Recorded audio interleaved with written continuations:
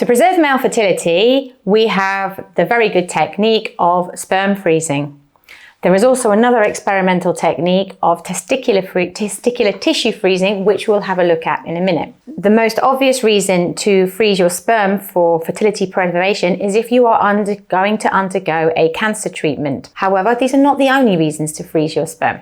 Other reasons to freeze your sperm may include patients who are planning to undergo a vasectomy. If you are going to undergo a vasectomy, it's not a bad idea to freeze a sample of sperm in the future in case you do decide in the future you want to have children and you can resort to using your frozen sperm. Also, in cases of poor sperm quality or perhaps poor sperm concentration, freezing the sperm allows you to bank a sufficient quantity of sperm for future assisted reproductive treatments. In treatments such as IVF, a sperm sample is required on the day when we are going to fertilize the eggs with the sperm.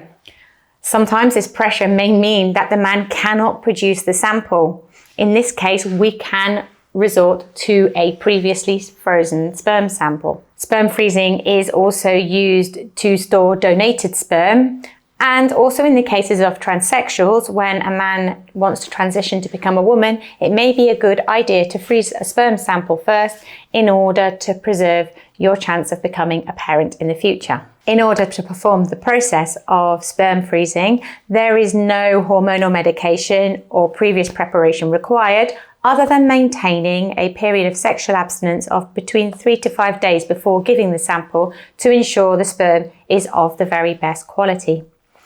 When the sample has been received, it will be analysed in a semen analysis and processed in the laboratory so that the very best of the sperm is cryopreserved. It will be frozen in liquid nitrogen with cryoprotectants where it can be stored indefinitely. The experimental technique of testicular tissue freezing is designed for the fertility preservation of pre-adolescent boys who may have to undergo a cancer treatment.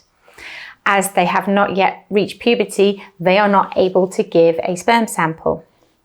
To do this, a thin strip of testicular tissue containing the germ cells, which are the ones which eventually become and produce the spermatozoa, will be removed and cryopreserved. In adulthood, when hopefully the cancer is now gone from the body, this testicular tissue can be returned back to the body and spermatogenesis will hopefully take place.